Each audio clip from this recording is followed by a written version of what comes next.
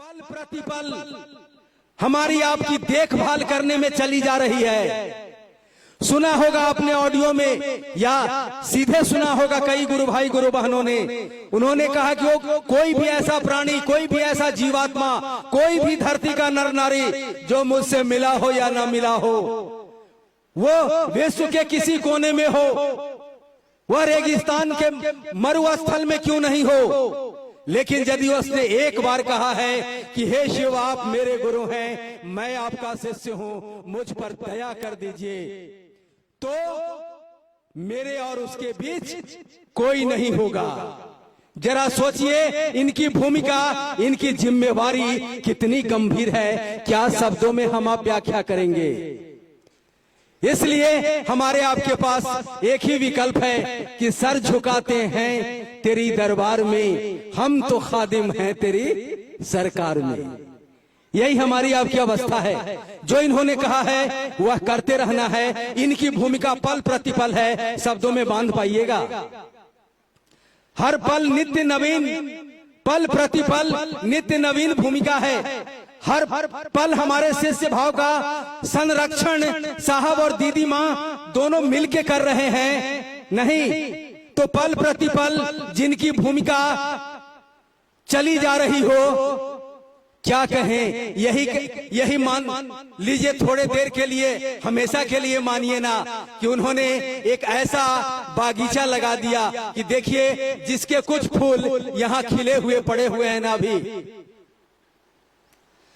तो साहब दीदी की अनमोल भूमिका हमारे आपके जीवन में रहा आध्यात्मिक रूप से। उन्होंने जो हमको आपको दिया है, शिव गुरु का दान दिया है, हम आप सदा एहसान मंद हैं, एहसान चुकाए नहीं जाते, ऋण तो चुकाया जा सकता है, साहब दीदी का एहसान हम कभी चुका नहीं सकते। आज हमारे हृदय में शिव गुरु का विचार चल रहा है। सोचिए क्या सौभाग्य है हमारा आपका। आज हम आप कहीं जाते हैं, हमको आपको देख के लोगों को शिव याद आ जाते हैं।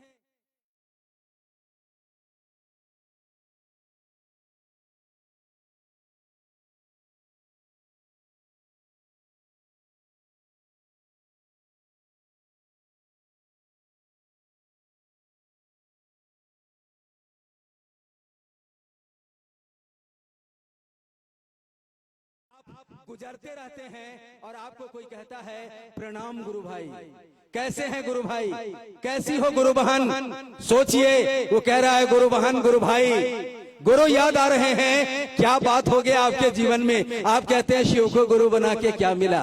अरे यार क्या राख की ढेर में राख तलाश रहे हो, राख की ढेर में चिंगारी है, उसे उठा लो और उसे अपने जीवन का एक उस चिंगारी से अपने मन मंदिर के बुझे हुए दिए को जला लो और उस प्रकाश में हमारा हृदय नहाए, हमारा मन नहाए, जगत नहाए। साहब दीदी के साथ हम आप निरंतरता में चलते रहें। उनकी अनमोल भूमिका है, शब्दों में नहीं व्याख्या की जा सकती। विषय था इस कार्यक्रम का कि साहब दीदी की भूमिका आज के इस आध्यात्मिक शिव शिष्यता के प्रवाह में इनकी ही भूमिका मात्र है। याद रखिएगा हम आप सभी निमित्त मात्र हैं, हम आप सभी निमित्त मात्र हैं। वो शिव सांसों में आ रहे हैं, जा रहे हैं, हम आप रोबोट हैं। हमारा आपका कंट्रोल पॉइंट कहीं और है और उसी कंट्रोल पॉइंट का नाम है शिव, महाकाल, महेश्वर। और वरेण्य गुरु भ्राता ने कहा कि उसे आओ अपना दोस्त बना लो, बनाने का तरीका है ये 3 सूत्र। तो आइए हम आप आगे सुनेंगे दीदी बरखानंद जी को भी। अहरने सिंह का प्रयास लगातार रात और दिन शिव गुरु को स्थापित करने में लगा हुआ है। साहब दीदी का आशीष इनके साथ चल रहा है। इनके उमंग और इनके हौसला और इनके उत्साह भरे संभाषण को हमको आपको गंभीरता से सुनना है। ये वक्त हमको दिया है गुरु महादेव ने, साथ देने का वादा किया है साहब दीदी ने। साहब दीदी का जो है साथ देने का वादा है, यही सबसे अमिट भूमिका है उनकी। तो दीदी बरखा आनंद जी को आमंत्रित करने से पहले इस मंच पर हम गुरु बहन अंजलि जी को एक उड़िया भजन के लिए आमंत्रित करते हैं और इस भजन का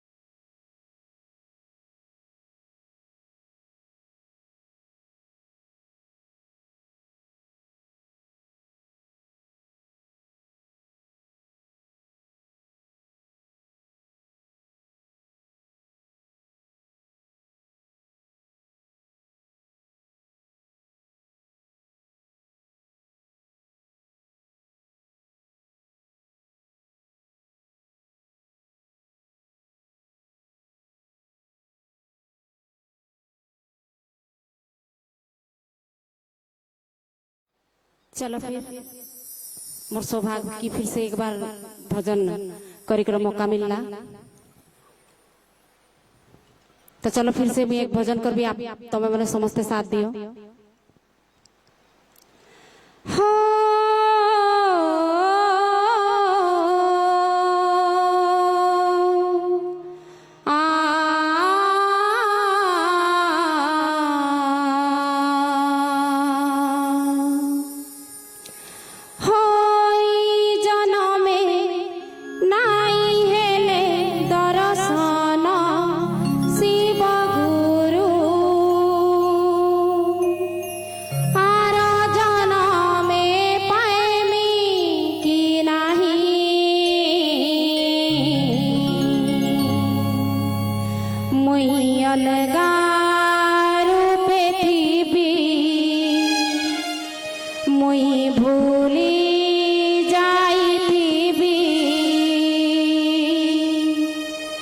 गुरु तुमके पाए में के नहीं,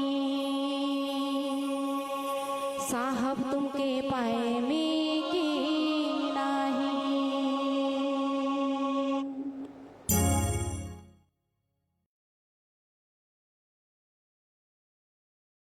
मोई भूली जाई भी गुरु तुमके पाए में के नहीं, मोई अलगा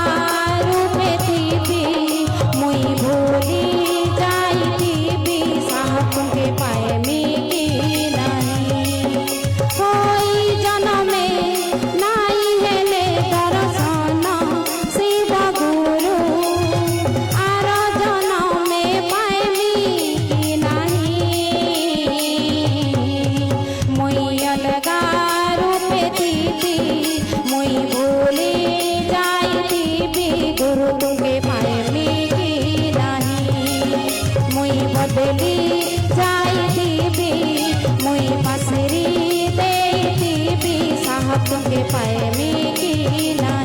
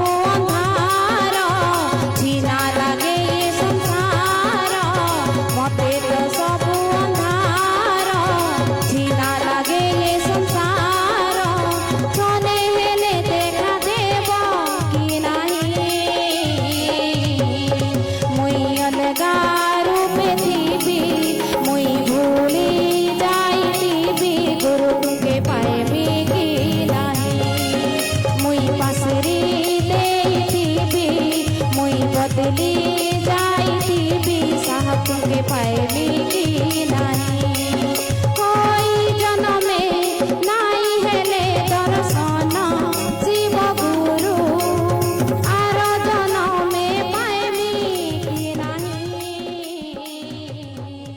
मुई अलगा रूप देवी मुई भूली जाइतिबी गुरु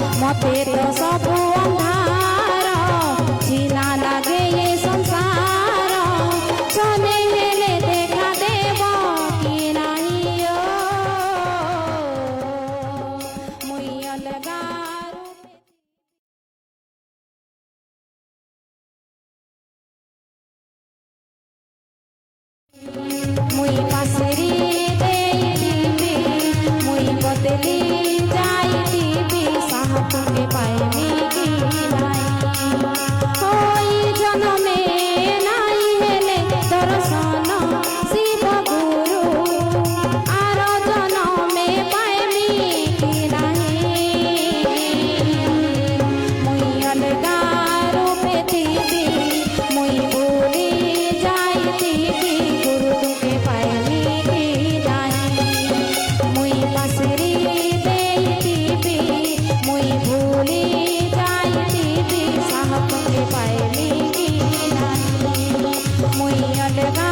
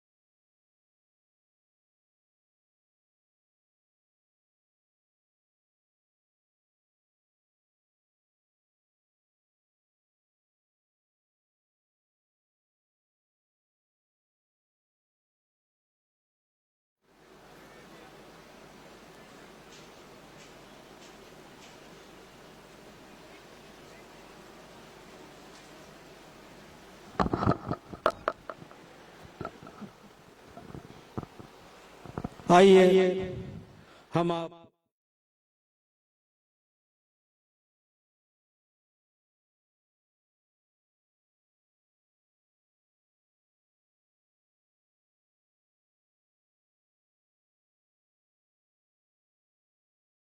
शिव गुरु के इस मंच तक आए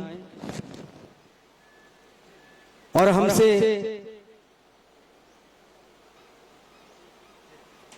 अपना यह संभाषण स्थापित करें ताकि हमको आपको साहब दे दे कि आध्यात्मिक संकल्प की स्थापना में उत्साह मिल सके, बल मिल सके। दीदी बरखा आनंद जी के लिए विषय है आओ चलें शिव की ओर, आओ चलें शिव की ओर। ये साहब श्री हरिंद्रानंद जी की हृदय की आवाज है, एक पुकार है। इस पर बात करेंगे दीदी बरखा आनंद जी हमसे आपसे। कुछ जिज्ञासाएं भी आध्यात्मिक हैं जिनका समाधान भी करेंगे। हमारे आपके बीच उपस्थित हैं दीदी बरखा आनंद जी।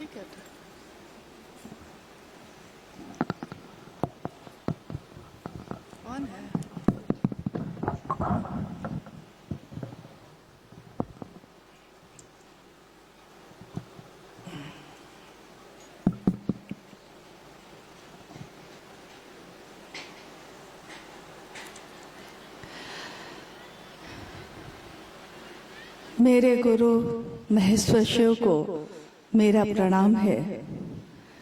इस कालखंड के प्रथम शिव के शिष्य और हम सबों के परम आदरणीय वरेण्य गुरु भ्राता साहब श्री के चरणों में मेरा प्रणाम है।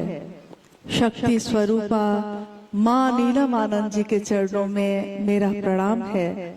और झारसुगड़ा के इस मैदान में इस स्थान पे उपस्थित सभी गुरु भाई गुरु बहन के चरणों में मेरा प्रणाम है।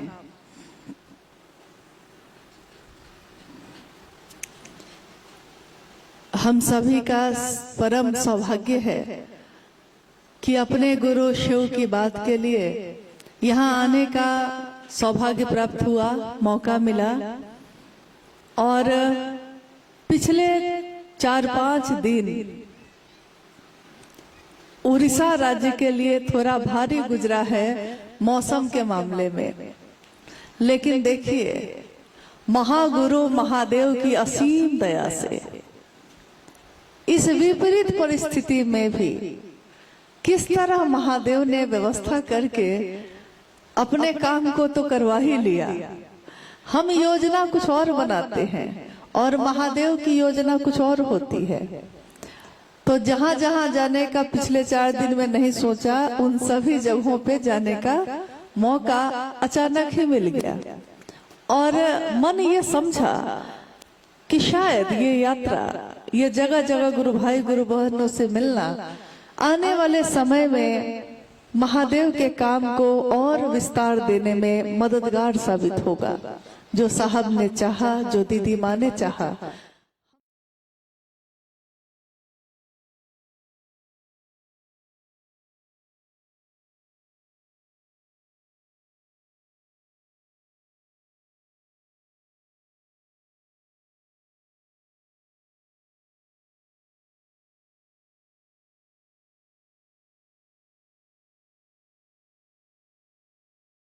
कि दया के आश्रय में अगर सामूहिक प्रार्थना की जाए तो महादेव कितनी दया करते हैं। अभी का समय जहां हम आप बैठे हैं इसका उदाहरण है। उन्हीं की दया से कोई बोल पाता है, कोई सुन पाता है, कोई उनके लिए कुछ कर पाता है। नहीं तो महादेव के लिए हम आप कुछ करें ये सामान्य बात नहीं है। महादेव दुनिया के लिए करते हैं, लेकिन दुनिया के लोग महादेव के लिए कर रहे हैं, ये असाधारण बात है। हमारी बिसात नहीं, हमारी क्षमता नहीं है, हम में योग्यता नहीं है, लेकिन तब भी अपने गुरु शिव के लिए गुरु ने इतना सामर्थ्यवान बनाया है कि आप ही हम ही जो कर रहे हैं उसके द्वारा जितना भर जरूरत है उतना काम हो जा रहा है। इसी झारसुगड़ा में आज से 12-13 वर्ष पूर्व हमारे वरेण्य गुरु भ्राता साहब श्री का आगमन हुआ। उस समय भी जो गुरु भाई गुरु बहन उस आयोजन में सम्मिलित थे, उसमें से मुझको लगता है कि कुछ लोग तो आज भी उपस्थित हैं यहाँ। और कितना सौभाग्य है कि धरती के लोग जिसको चाहते रहे कि वो काश उनको मिल पाते, काश वो मेरे यहाँ आ पाते, उड़ीसा की धरती ने इस सौभाग्य को बार बार लिया है।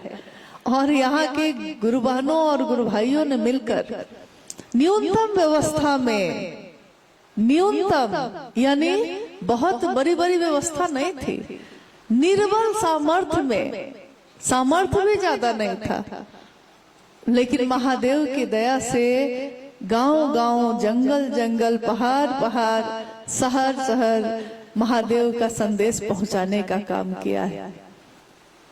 हम शिव शिष्यों का हृदय उन सभी को नमन करता है जिन्होंने साहब श्री हरिंद्रानंद जी के इस संकल्प को, इस संदेश को लोगों तक पहुंचाने में अपनी भूमिका प्रदान की है, अपनी सहभागिता दी है।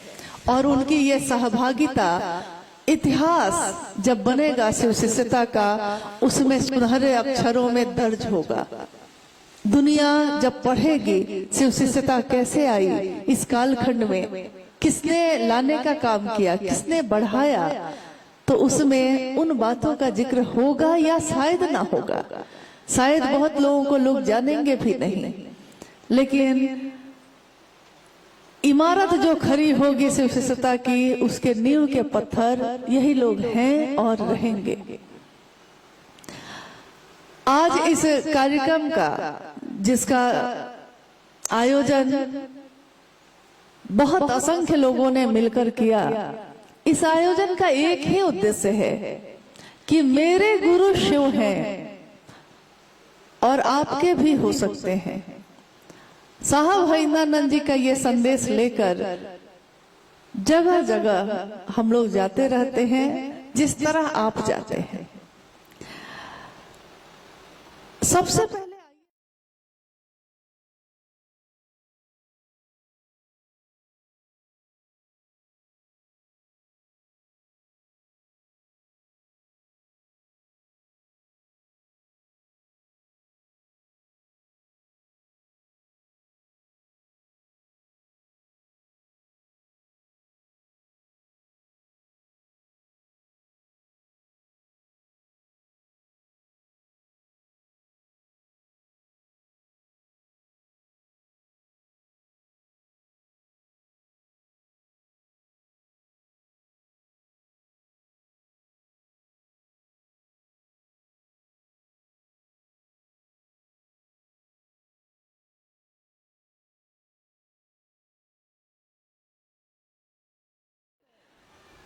काल से भी जो बड़ी सत्ता है, यानी महाकाल। और बनारस में जो शिव का मंदिर है, उस मंदिर का नाम है ज्ञानवापी महादेव। ज्ञानवापी यानी शिव के ज्ञान दाता स्वरूप को कहा गया है। शिव क्या करते हैं? शिव ज्ञान का वपन करते हैं, ज्ञान का रोपण करते हैं। जैसे हम लोग अपने खेत में पौधा तैयार करके कैसे एक जगह पौधा तैयार करते हैं और पूरे खेत में जाकर हम लोग क्यारी में बारी बारी से उस पौधे को लगाते हैं, रोपण करते हैं पानी और कीचड़ में उस पौधे को, ताकि उसमें एक दिन पौधा बड़ा होगा, अनाज की बालियां निकलेंगी और हम सभी के पेट की भूख खत्म होगी। शिव ज्ञान वापी भी है, ज्ञान का वपन भी करते हैं। अंकुरन उन्हीं के द्वारा होता है, पल्लवित पुष्पित भी उन्हीं के द्वारा होता है। महादेव के अनेक रूपों की पूजा भारत के अध्यात्म में, जिस देश में हम आप रहते हैं, इस भारत देश में शिव के अनेक रूपों की पूजा होती आई है। किसी ने उनको महाकालेश्वर कहा, किसी ने महाकापालेश्वर कहा, किसी ने महायोगेश्वर कहा। आपने सुना होगा कि योग करते हैं हम। योग यानी कि शरीर की मुद्राओं से ईश्वर से जुड़ने का तरीका, विद्या, ज्ञान, उसके भी अधिष्ठाता, उसके भी आराध्य, उसके भी आचार्य कौन है? तो महादेव है, महायोगेश्वर। यानी आप देखिए कि जगत में कोई भी रूप अगर हम देखते हैं और उस तरफ से चलना शुरू करते हैं, ऊपर की यात्रा शुरू करते हैं, तो जिस तरह पहाड़ पे चढ़ने के लिए किसी भी तरफ से आप चढ़ सकते हैं, लेकिन चढ़ाई जब खत्म होती है ऊपर जाकर, तो शिखर एक ही होता है। उसकी चोटी पहाड़ की इस तरह से ऊपर में एक ही होती है, और उस शिखर पे किसी भी रास्ते से जाइए महादेव ही बैठे नजर आते हैं। ये महादेव कौन है? भगवान, हमारे अपने या हमसे बहुत दूर? क्योंकि भगवान तो बहुत दूर दिखाई देते हैं। भगवान यानी कि बहुत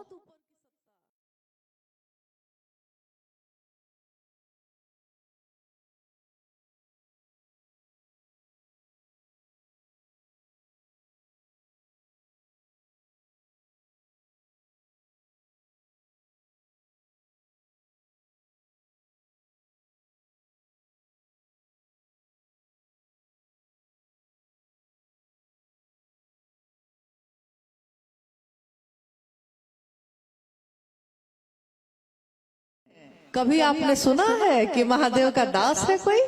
क्योंकि महादेव की शिष्यता दास भाव पैदा नहीं करती है कि हम गुलाम हैं, हम आपके अनुचर हैं। नहीं, महादेव हमारे आपके मन में एक ऐसा आवेश पैदा करते हैं, ऐश्वर्य भाव पैदा करते हैं। ऐश्वर्य का मतलब होता है, हम लोग समझते हैं कि जो दुनिया में महल हो, गाड़ियां हो, बहुत संपत्ति हो।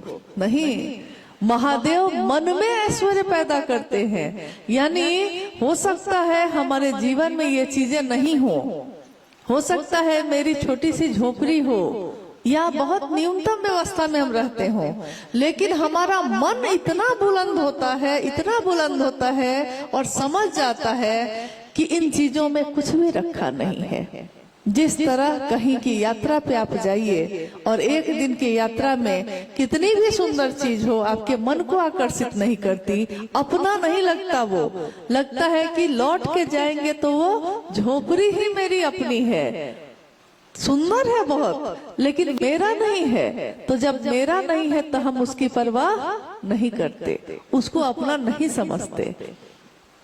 साहब हरिनंदन जी ने कहा वो शिव भगवान है, लेकिन वो भगवान भक्त बनकर अगर कोई जाता है तो बहुत कष्ट है, बहुत कठिन है उस मार्ग पे चलना। भक्त बनना आसान नहीं है। भक्त बनने के लिए पहले भाव पैदा करना पड़ता है, फिर प्रेम पैदा करना पड़ता है, फिर प्रेम से भक्ति में जाना पड़ता है, और भक्ति में भी जब ऊपर जाते हैं तब कहीं जाकर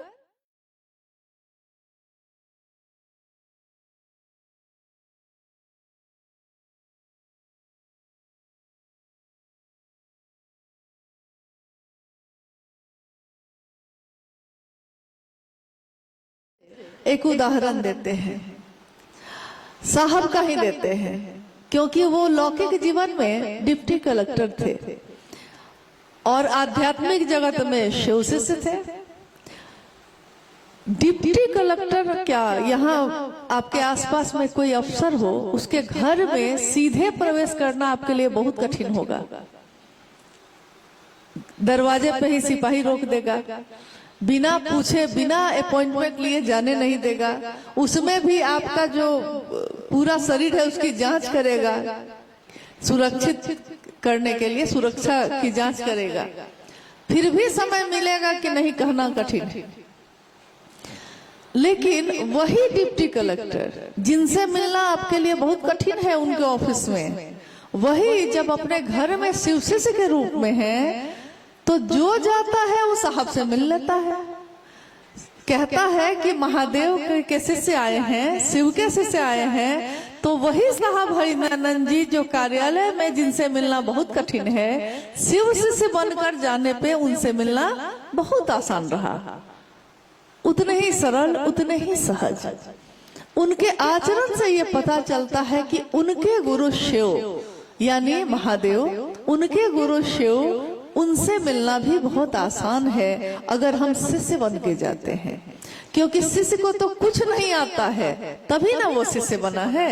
अगर उसको कुछ आता तो वो शिष्य क्यों बनता, तब वो भक्त बनता।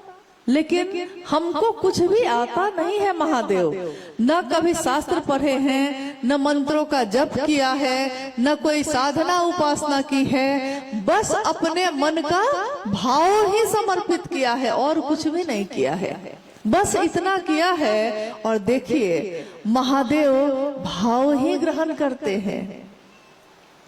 ठीक वैसे ही जैसे हम और आप भी भाव ही ग्रहण करते हैं। हमारा सहज प्रेम करने का स्वभाव है। भाव ग्रहण करते हैं का क्या मतलब है? जैसे आप किसी के घर गए, अब आप उसके घर जो गए हैं वो आपको भोजन भी अच्छा कराया, आपके रहने की व्यवस्था भी कर देता है, सारी चीज है, नौकर चाकर सब है, आ रहे हैं जा रहे हैं, लेकिन तब भी आपका मन खुश नहीं है। कारण क्योंकि उसने आपको वो भाव नहीं दिया है जो सोच के आप गए थे उसके यहाँ। आप तो भाव के कारण चले गए। आपने सोचा कि मेरा परिचित आदमी है, आज बड़ी जगह पे है, चलिए मिल के आते हैं, मेरा भाई है, मेरा मित्र है, चलिए मिल के आते हैं।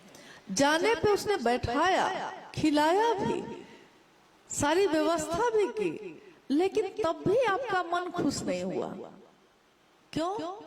क्योंकि उसने जिस भाव से आप गए थे ना, आपको बदले में वो भाव नहीं दिया। तो आप दोबारा फिर उसके यहाँ जाना चाहिएगा? कभी नहीं जाइएगा। कोई अपने घर में, जैसे हम अपने बच्चों की शादी करते हैं, विवाह करते हैं, अपनी बेटी का विवाह बहुत अच्छे घर में करिए, उसका पति बहुत अच्छा हो,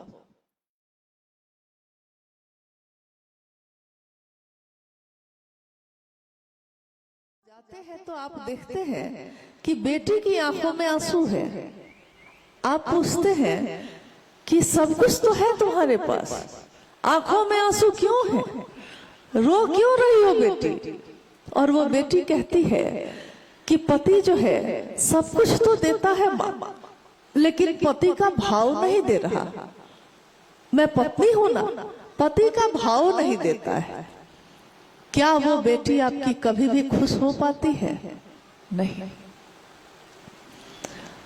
तो जीवन में, हमारे जीवन में प्रतिदिन ये चीजें घटती हैं। जब हम देखते हैं कि अगर भाव ना हो तो बाकी सारी चीजें व्यर्थ है, किसी काम की नहीं आती। लेकिन अगर भाव हो तो वही देखिए, वही पति और पत्नी का रिश्ता है, भाव है पति का पत्नी का। और पूरी तरह वो बर्बाद हो गया है, रोड पे आ गया, सड़क पे आ गया है, और पत्नी नमक और रोटी खिला रही है और पति से कह रही है कि तेरा साथ है तो मुझे क्या कमी है, अंधेरों में भी जल रही रोशनी है, मुझे झोपड़ी भी महल लग रही है, तेरा साथ है, यानी पति का भाव।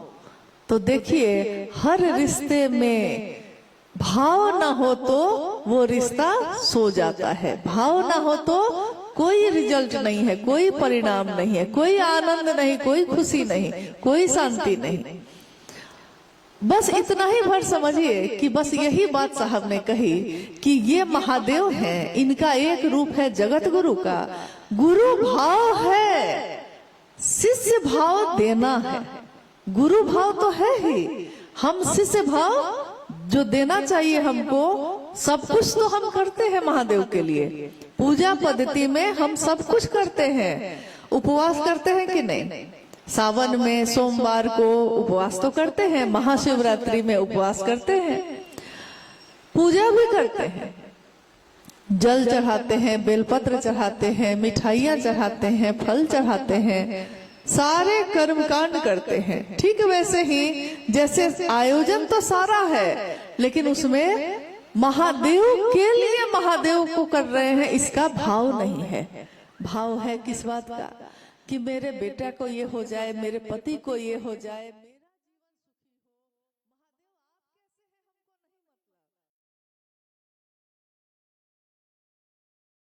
ये तो व्यापार है कि जो हम दे रहे हैं तो तुम भी हमको दो, लेकिन प्रेम में व्यापार नहीं होता है। और महादेव का शिष्य बन के भी अगर हम भाव नहीं देंगे महादेव को, गुरु भाव है, शिष्य भाव नहीं देंगे, तो गुरु अपनी दया तो देंगे, किसको देंगे? शिष्य को देंगे ना। तो शिष्य जब हम बनेंगे ही नहीं तो देंगे किसको दया? और अगर शिव की दया मिल जाए तो कहा गया है कि कीम न सिद्धते भूतले, इस भूतल पे, इस धरती पे क्या ऐसा है जो आप चाहिएगा और महादेव की दया से वो नहीं मिलेगा। छोटी सिद्धियां सिद्ध की जाती हैं, मतलब उसके लिए लोग प्रयास करते हैं, और बड़ी सिद्धियां यानी शिव की शिष्यता सीधे दे दी जाती है। तो एक तो हम लोग के नजर में ये है कि शिव की शिष्यता की बात तो चल रही है, हमारे गुरु शिव हैं ये हम कह तो रहे हैं, लेकिन महादेव के लिए महादेव से दया नहीं मांगते, महादेव की बात कर सके इसके लिए दया नहीं मांगते, महादेव को प्रणाम हो जाए इसके लिए प्रणाम नहीं करते। तो कारण ये हो जाता है सालों साल बाद भी हम कहते हैं कि महादेव की दया नहीं हुई। दया मतलब हम समझते ही नहीं कि हमको दया का मतलब क्या होता है, क्या मिल जाना चाहिए। शिव की शिष्यता जागरण है व्यक्ति के आध्यात्मिक और मानसिक तल का। आज 27 अक्टूबर है, आज से 3 दिन के बाद दीपावली है ना, 31 अक्टूबर को। अभी आपने सुना भाई सोमेंद्र जी बता रहे थे साहब के बारे में, तो उन्होंने कहा कि 31 अक्टूबर 1948 को साहब श्री का जन्म इस धरती पे हुआ है और उस दिन भी दीपावली मनी थी। क्या सुखद संयोग है कि इस बार की दीपावली भी 31 अक्टूबर को है और दीपावली का दिन है और दिए जलेंगे। साहब ने कहा एक बार, शिव की शिष्यता यानी आध्यात्म पे चलने का रास्ता है ये। हम दिया जलाते हैं ना तो उसमें रोशनी होती है, कहीं भी दीपावली के दिन हम जब दिया जलाएंगे तो उसमें रोशनी होगी, धरती रोशन होगी। एक बार हंसी में साहब ने कहा कि एक बार ऐसा हुआ कि अंधेरे ने सूरज की शिकायत कर दी भगवान से। अंधेरे ने भगवान के पास जाके कहा कि ये जो आपका सूरज है ना, सूरज जो उगता है तो रोशनी हो जाती है, ये सूरज मेरा पीछा करता है और मेरा पीछा करता है, इसके कारण जब ये आ जाता है तो मुझको भागना पड़ता है। तो भगवान ने बुलाया सूरज को और पूछा कि क्यों इसका पीछा करते हो। सूरज ने कहा यानी रोशनी ने कहा कि मुझको तो इससे भेंट ही नहीं है कभी, मैं इसका पीछा क्यों करूंगा। तो संदेश ये है कि जहां रोशनी आती है वहां अंधेरा अपने आप खत्म हो जाता है। दिन की रोशनी है बाहर, धूप खिली हुई है और आप अपने घर के दरवाजे और खिड़की को बंद कर लीजिए, अंदर का पर्दा फैला दीजिए और देखिए कि घर में अंधेरा हो जाता है। यानी अंधेरा तो है ही, रोशनी को लाना पड़ता है। पर्दा हटाइएगा फिर से कमरा रोशन हो जाता है, यानी रोशनी को लाना होता है। गुरु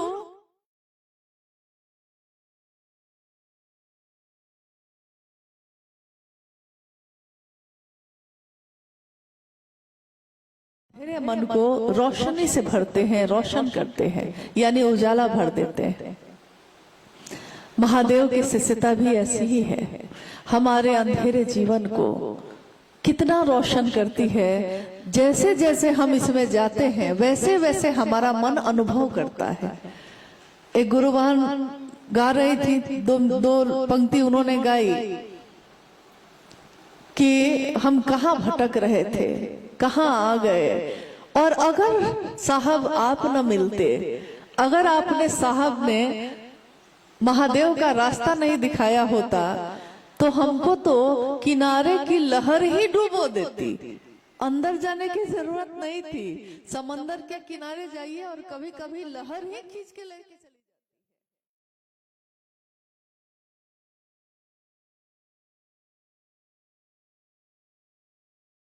मेरे हो जाए और महादेव की शिष्यता हो जाए।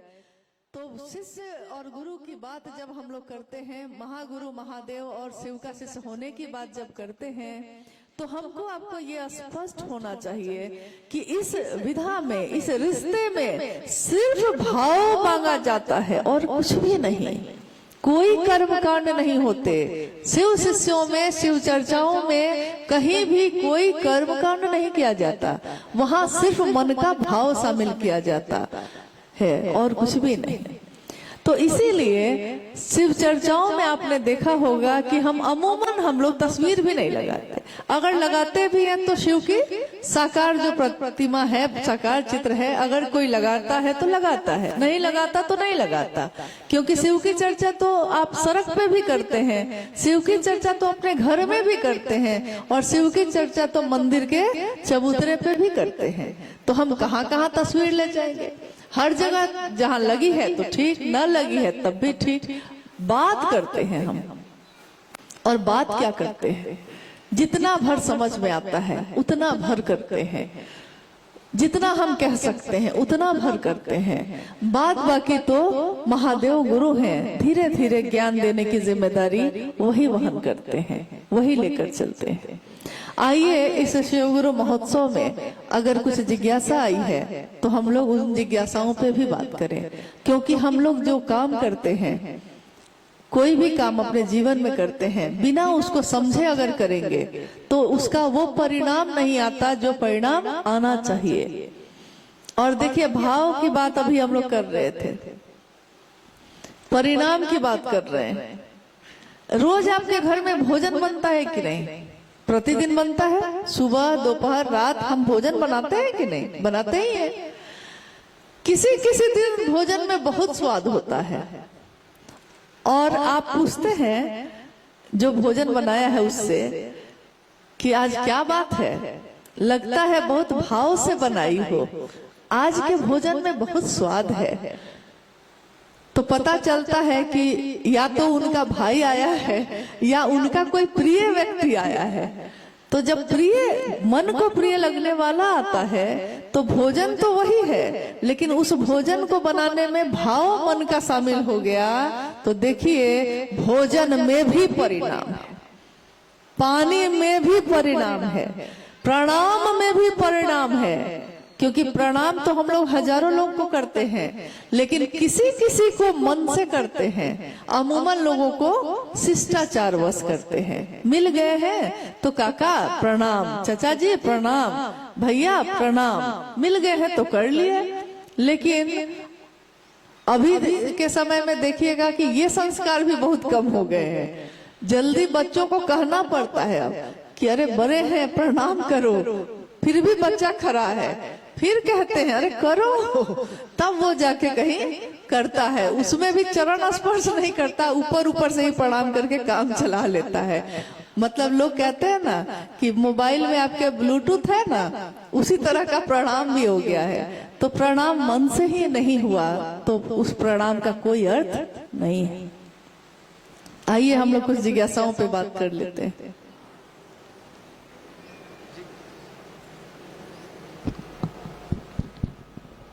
जिज्ञासा है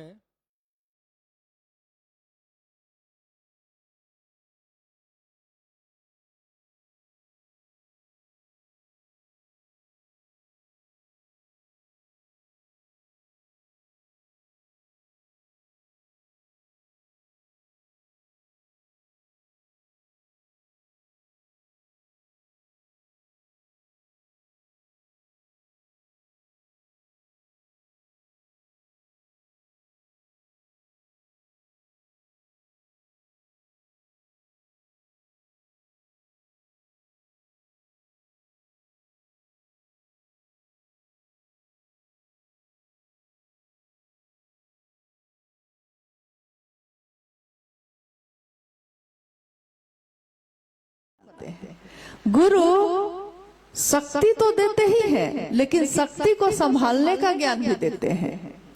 जैसे मोटरसाइकिल खरीदिए तो शक्ति है, उसमें ताकत है। अगर मोटरसाइकिल स्टार्ट करके छोड़ दीजिएगा तो क्या होगा? सीधे जाके टकरा जाएगा कहीं, और हो सकता है अगर सामने व्यक्ति हो तो उसको कुचलता हुआ चला जाए। ताकत है उसमें, लेकिन ज्ञान नहीं अगर हो चलाने का, तब क्या होगा? तो गुरु सामर्थ्य भी देते हैं और ज्ञान भी देते हैं, और वही ईश्वर के रूप में, भगवान के रूप में हमारी मनोकामना भी पूरी करते हैं। हम महादेव के पास हजारों सालों से हमारे पूर्वज भी जाते रहे, हम भी जाते रहे। भगवान शिव की जय जयकार तो होती ही रही, कर्पूर गौरम करुणावतारम तो हम गाते ही रहे। और महादेव के जो नटराज स्वरूप है या नीलकंठ का स्वरूप है, सबकी स्तुति हम गाते रहे। महादेव को मालूम है कि वो कैसे हैं। हम आपके सामने खड़े होके कहें कि आप बड़े अच्छे व्यक्ति हैं, तो आपको तो पता है कि आप अच्छे हैं कि खराब है। आदमी अपने बारे में जानता है, भगवान नहीं जानते, भगवान भी जानते हैं। तो हम उनके सामने खड़े होके तो स्तुति गायन करते हैं, लेकिन धरती के लोग सोए हैं। अध्यात्म के रास्ते पे धरती के लोग सो गए।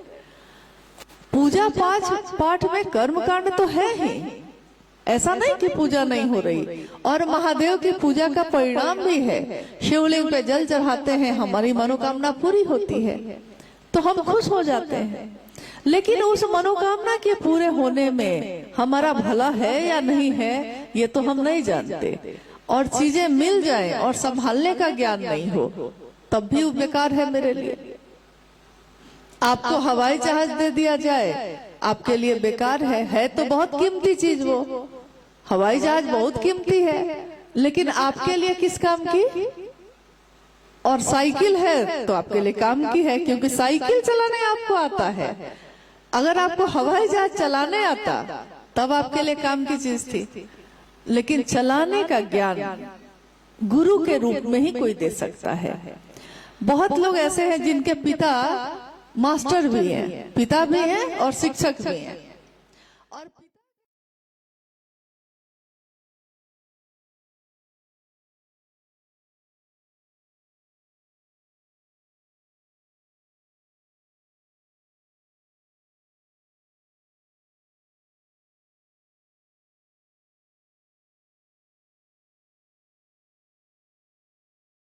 जब मिलते हैं तो वो कहता है मास्टर साहब प्रणाम। और जैसे सारे विद्यार्थी बैठ के पढ़ते हैं, मास्टर साहब का बेटा भी शिष्य बन के ही बैठ के पढ़ता है, नहीं तो वो ज्ञान ले नहीं सकेगा। तो ज्ञान एक ऐसी चीज है जिसके लिए शिष्य बन के ही जाना पड़ेगा। और क्योंकि सिर्फ जगत गुरु शिव ही गुरु का काम करते हैं, तो जो गुरु का काम करते हैं हम उन्हीं के पास न जाएंगे। यहाँ के एसपी साहब बहुत ज्ञानी होंगे, लेकिन वो मास्टर नहीं है, तो हम पढ़ने के लिए कहाँ जाते हैं? हम पढ़ने के लिए तो मास्टर के पास जाते हैं। और गुरुओं के गुरु, सदगुरुओं के गुरु महेश्वर शिव स्वयं गुरु हैं। तो जगत के लोग चाहे किसी भी जाति, किसी भी धर्म, किसी भी वर्ण, किसी भी संप्रदाय के हों, लेकिन जगत गुरु शिव को अपना गुरु बना सकते हैं। उसके लिए कोई नियम नहीं, कोई वर्जना नहीं रखी गई है। सिर्फ ये विचार, हे शिव आप मेरे गुरु हैं, मैं आपका शिष्य हूँ, मुझ शिष्य पर दया कर दीजिए। बस ये विचार ही आपके मन में शिव की शिष्यता का बिया या दीक्षा आप कह लीजिए कि दीक्षा हम कैसे लेते हैं, हमारे मन में इस विचार का प्रवेश होना ही शिव शिष्यता की दीक्षा है। और जब दीक्षा होती है तो गुरु दक्षिणा भी दी जाती है। यानी गुरु के लिए हम क्या करते हैं? तो महादेव के लिए भगवान के रूप में तो हम बहुत चीजें चाहते रहते हैं, लेकिन गुरु को हम क्या देंगे? क्योंकि वो तो ईश्वर भी है, तो हम कुछ भी देंगे तो उन्हीं का सामान उन्हीं को देंगे। क्या दे सकते हैं? आपने देखा होगा हमारे आपके बच्चे बाहर पढ़ने के लिए जाते हैं। जैसे झारसुगुड़ा में आप रहते हैं, संबलपुर में रहते हैं, तो किसी का बच्चा दिल्ली जाता है पढ़ने के लिए, कोई रांची जाता है, कोई राउरकेला में रह के पढ़ता है, जाता है ना। बच्चे के पास अपना पैसा नहीं होता, क्योंकि अभी तो वो अपने माँ बाप पे निर्भर है। तो बच्चा के पास अभी कमाता तो नहीं है, उसके पास पैसा कहाँ से आएगा? तो जो माँ बाप देते हैं वही पैसा से ना वो वहां पढ़ता है, खाना खाता है, रूम लेके रहता है। जब वो छुट्टी में अपने घर आता है तो माँ को कहता है कि माँ तुम्हारे लिए एक साड़ी लेकर आए हैं, पिताजी आपके लिए एक चादर लेके आए हैं। पिता को भी मालूम है, माँ को भी मालूम है कि इसके पास तो पैसा था नहीं, कहाँ से लाया? यानी हम जो दिए थे इसको खर्च करने के लिए उसी में से ना बचाया होगा, और बचाकर मेरा बच्चा मेरे लिए लाया। दिया हुआ तो मेरा ही है, लेकिन मुझको याद रखा और मेरे लिए लेके आया। ये भाव जो होता है, याद रखा, भूला नहीं मुझको, ये भाव उसकी माँ की आंखों में आंसू ले आता है, उसके पिता की आंखें भींग जाती है कि मेरा बच्चा भूला नहीं हमको। यही बात है कि महादेव तो ईश्वर है, हम धरती पे आए, ये दुनिया महादेव की है, लेकिन इस दुनिया में, जिस दुनिया में हम रहते हैं, महादेव की दुनिया में हम आप रहते हैं। लेकिन हमारी जो छोटी छोटी दुनिया है उसमें महादेव नहीं रहते, उसमें मेरे पति रहते हैं, मेरे बच्चे रहते हैं, मेरे माँ बाप रहते हैं, लेकिन क्या महादेव भी रहते हैं? महादेव की दुनिया में तो हम रहते हैं। तो ये भाव जग जाए, ये गुरु के बिना नहीं हो सकता। गुरु कभी शब्द से, कभी अपनी वाणी से, कभी साधना उपासना से, और कभी मात्र दया से शिव के लिए आवेश पैदा करते हैं शिष्य के मन में।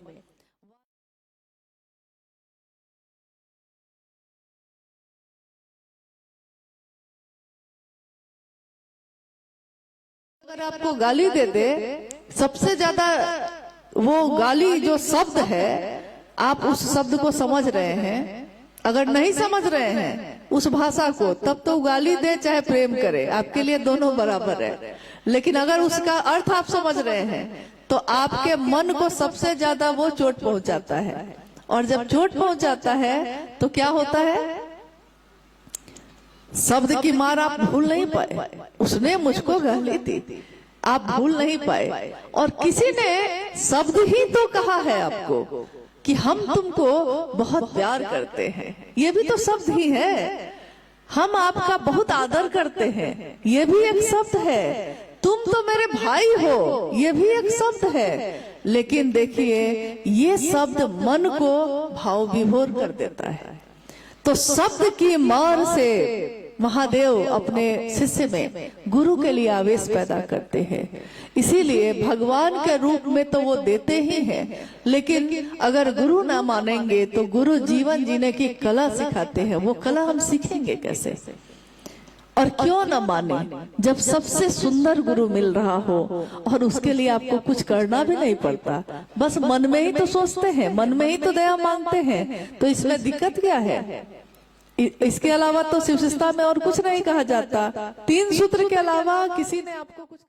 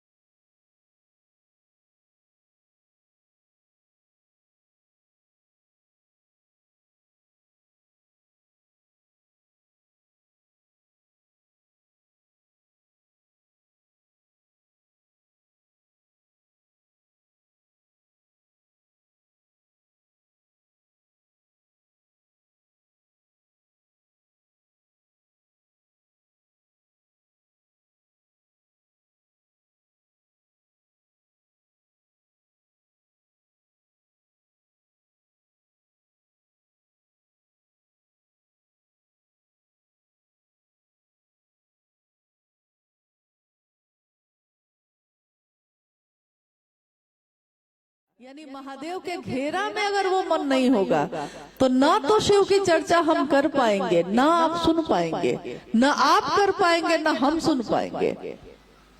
मन नहीं है तो रिश्तों का भी कोई मतलब नहीं है। और प्रणाम भी हम मन से ही करते हैं। तो देखिए तीनों सूत्रों में मन ही साधन है, इसके अलावा शिव शिष्टता में करने के लिए कुछ भी नहीं कहा जाता। अगर कोई कहे तो मेरा अनुरोध है कि आप कभी भी दूसरा कोई काम मत करिए, साफ उसको कह दीजिए कि मैंने साफ साफ सुन लिया है साहब का संदेश। शिव शिष्यता मतलब मन की विदा है। उस मन में महादेव को उतारिए, मन को मंदिर बनाइए, हृदय में मंदिर की स्थापना हो जाए। ऐसी है शिव की शिष्यता। चलते फिरते मंदिर बन जाए शिव के शिष्य, ऐसी है शिव की शिष्यता। शिव की शिष्यता क्या है? कहीं एक जगह मंदिर की स्थापना है, लेकिन शिव के लोग, शिव के गण, शिव के शिष्य अपने शिव की महिमा का गुणगान तो हर जगह करते हैं जाके। तो चलते फिरते मंदिर है वो, और जहां जाते हैं अपने गुरु शिव की दया का दिया जलाते रहते हैं। और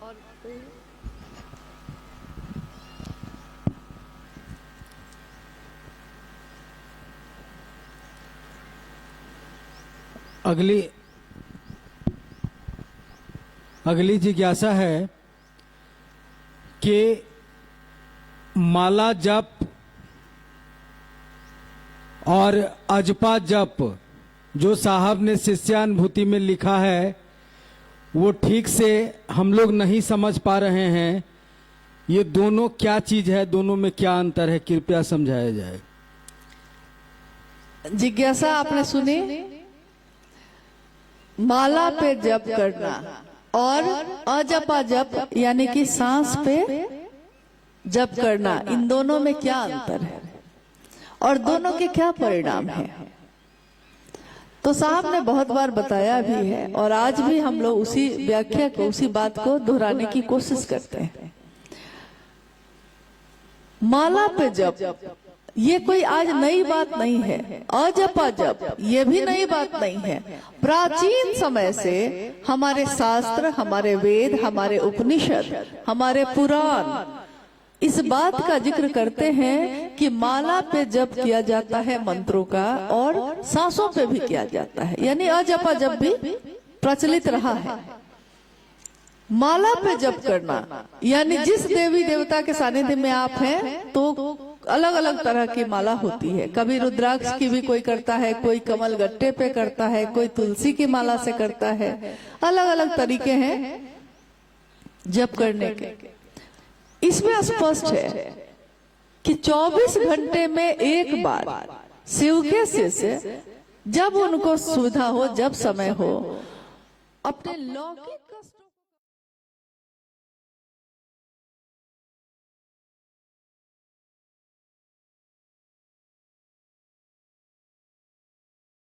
शामिल होते हैं।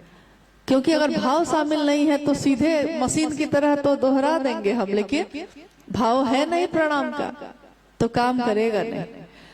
मंत्रानुक्रम से माला पे जो जप होता है वो कैसे होगा? मंत्रानुक्रम। इसका अर्थ होता है कि मंत्र एक के बाद एक बार मंत्र बोले, फिर दूसरी बार बोले, फिर तीसरी बार, फिर चौथी बार, फिर पांचवी बार और करते करते 108 बार। इसका सांसों से कुछ लेना देना नहीं है। मन में महादेव के लिए भाव लाइए प्रणाम का, एक दाना आगे बढ़ाया आपने और नमः शिवाय मंत्र का प्रयोग आप कर सकते हैं। इसके लिए नमः शिवाय प्रणाम जो है, नमः शिवाय मंत्र से प्रणाम शिव के समग्र स्वरूप को प्रणाम निवेदित करता है। गुरु को तो करता ही है, गुरु के साथ साथ महादेव के जितने रूप हैं समग्र संपूर्ण रूप को प्रणाम करता है। तो पंचाक्षर मंत्र बहुत सदियों से चलता आया है और इसके परिणाम हैं 24 घंटे में एक बार अगर आप ये कर लेते हैं तो अब आपने कहा कि सांसों पे चढ़ाते हैं। जैसे बहुत लोग क्या करते हैं कि एक दाना बढ़ाए, एक बार सांस लिए, एक बार छोड़े, ये भी दोनों को मिला देते हैं। माला जप और अजपा जप दोनों को मिला देते हैं। तो होता यह है कि जैसे दो नाव पे एक साथ सवारी आप कर रहे हैं, दो नाव चल रही है, एक इस पे है पैर और एक इस पे है, तो क्या होगा? पानी में गिर जाएंगे, कोई नाव काम नहीं करेगा। तो दोनों को एक साथ नहीं किया जाता, उसको मंत्रानुक्रम से करना है। 108 बार, जितनी बार आपका मन शांत है अपना कर लीजिए, जब आपको समय है। इसके लिए समय निर्धारित नहीं है। कहीं कहीं लोग समझा देते हैं कि 4 बजे सुबह में करना चाहिए। जी नहीं, ऐसा कुछ भी नहीं है।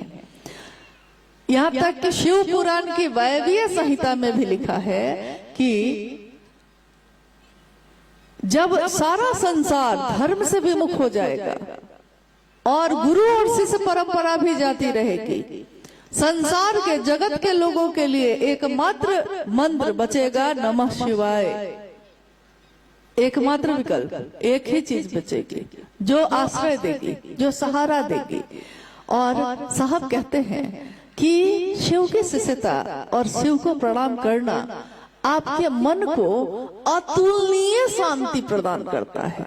अतुलनीय मतलब एक होता है कि हम आपको कहें कि सब कोई एकदम चुप हो जाइए, तो आप लोग सब कोई चुप हो जाइएगा, तो क्या होगा? सन्नाटा हो जाएगा।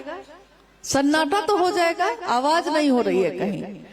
लेकिन क्या सारे लोगों का मन भी शांत हो गया है?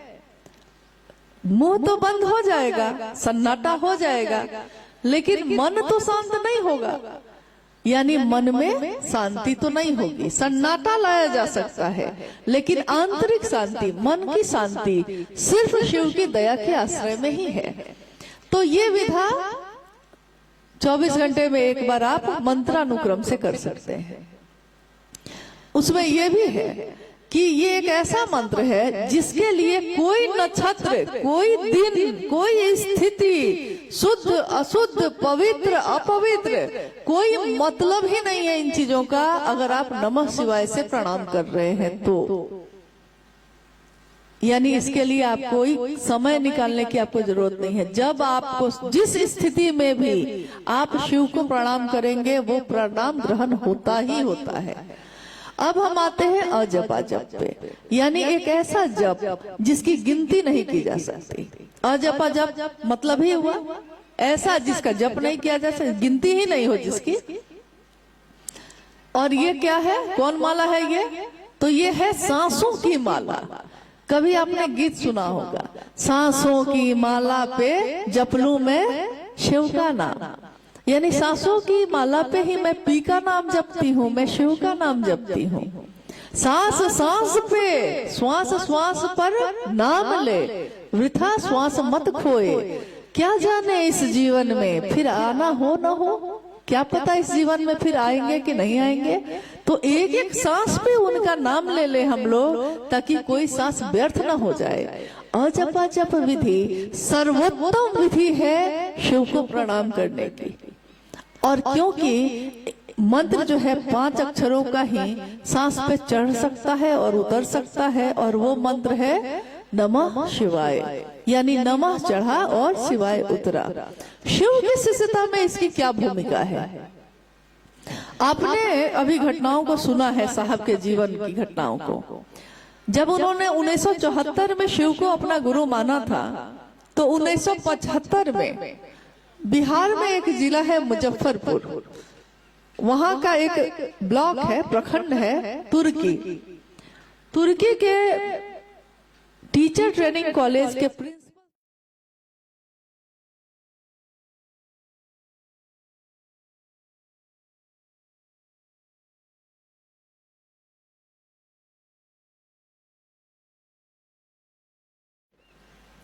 और उसी समय उन्होंने शिव को गुरु भी माना था। गुरु मानने के अगले वर्ष में, क्योंकि उन्होंने गुरु मानते समय कुछ शर्तें रखी थी महादेव को। गुरु शर्त रखता है, यहाँ शिष्य ही शर्त रख रहा था। तो उस शर्त के अधीन उस दिन तुर्की में साहब अहाते में आम के पेड़ के नीचे बैठे थे, और अचानक सब कुछ शांत था, और अचानक सांसों पे नमः आया और शिवाय उतर गया। उनके मन ने देखा इसको, उन्होंने कहा कान सुनते हैं, नाक सूंघती है, मुंह से हम स्वाद लेते हैं, लेकिन मेरे मन ने देखा कि नमा आया है और सिवाय उतर गया है। तो इसीलिए शिव के शिष्यता में सर्वोत्तम विधि वही है जो शिव के शिष्य के माध्यम से हम सबों तक पहुंची है, और वो है अजपा जप। ये आप कभी भी कर सकते हैं, जितनी देर आपका मन टिके उतनी देर कर सकते हैं। जितनी देर टिके, हलचल हो गई तो कोई बात नहीं, मन भटक गया तो कोई बात नहीं। अब है कि आप थोड़ी 5 बार आपने नमः शिवाय से प्रणाम किया है, मन भटक गया, छोड़ दीजिए, फिर कुछ देर के बाद मन होगा तो फिर कर लेंगे। जैसे अभी बारिश आ गई तो अभी कर लेते हैं हम लोग क्योंकि बारिश का तो अभी मामला था ही, बारिश तो होनी ही थी। महादेव की दया से इतनी देर टिका रहा, रुका रहा, ये भी उनकी असीम दया है। महादेव ने अपना काम कराया। बाकी कहा कि थोड़ा भाई बारिश है तो भींग भी लीजिए। हालांकि आप लोग जो भींग रहे हैं, थोड़ा सा भींग रहे हैं, दिख रहा है। तो हम लोग जल्दी ही इस कार्यक्रम को अब समापन की तरफ लेकर जा रहे हैं। अंतिम जिज्ञासा पे बात कर रहे हैं हम लोग, और उसके बाद आप लोग सब कोई भी प्रस्थान कर जाइए। हम सभी लोग थोड़ी देर और स्थिर रहें। एक जिज्ञासा है कि एक कार्यक्रम में हम लोगों ने उड़ीसा में बैनर पर लिखा पाया था कि आस्था रखें, अंधविश्वास नहीं। साहब श्री की चर्चा में सुना था। ये आस्था और अंधविश्वास पर समझाया जाए। बहुत पहले जब उड़ीसा में साहब का कार्यक्रम हुआ था तो बैनर लगा था, उस पर लिखा था आस्था रखें, अंधविश्वास नहीं। आस्था मतलब महादेव मेरे गुरु हैं, ये मेरा विश्वास है, और महादेव से मेरा मन ही जब जुड़ जाएगा तो सारे परिणाम उसी पे हैं। ये हुई आस्था, आपका विश्वास। लेकिन कोई कहता है कि इसमें पूजा पाठ करने लगिए, ओझा गुनी करिए, झाड़ फूक करिए, नाच गाना करिए, तो ये सारी चीजें जो है कही जाती हैं कि ये है अंधविश्वास। यानी शिव की चर्चाओं में कभी भी ये नहीं किया जाता। अगर कोई ऐसा कहता है तो आप स्पष्ट कहिए कि शिव चर्चा में ये चीजें नहीं होती हैं। न साहब दीदी ने कभी ये कहा है, न शिव के शिष्यों ने ये कहा है कभी। और स्पष्ट प्रयोजन है शिव के शिष्यों का दिलों में शिव की स्थापना करना। इसके लिए इन तरह के कर्मकांडों में शिव के शिष्यों को पढ़ने की जरूरत नहीं है। अब आज के इस कार्यक्रम में जो हम सभी आए और आप भी शामिल हुए, दीपावली का पर्व सामने है। हमारे वरेण्य गुरु भ्राता, हमारे बड़े गुरु भाई साहब हरिंद्रानंद जी का जन्मदिन सामने है। एक बार उन्होंने एक पंक्ति कही थी कि जरा सी चली मलय की झोंक, तेरी डगमग डोली नाव, अभी तो रातें बाकी हैं, अभी तो झंझा बातें बाकी हैं। थोड़ी सी बारिश में सब कोई हड़बड़ाए, क्यों हड़बड़ा गए? महादेव बहुत बड़े तूफान से बचाए कि नहीं, तो थोड़ा सा झटका तो लेना पड़ेगा ना, इतना सा तो लिया जा सकता है। अरे महादेव, तो उन्होंने कहा कि अध्यात्म की बात है, ये शिव का शिष्य होना, शिव की शिष्यता आध्यात्मिक बात है। तो किसी ने पूछा उनसे कि आध्यात्मिक क्या होता है, अध्यात्म आध्यात्मिक होना ये क्या होता है? साहब ने कहा कि तुमने दीपावली पे दियों को जलते देखा है? कोई मिट्टी का दिया जलाता है, कोई लोहे का, कोई चांदी का दिया जलाता है, कोई पीतल का, कोई हीरा का भी दिया जलाता है। जिसके पास जैसी है व्यवस्था, दिया अलग अलग हो सकता है,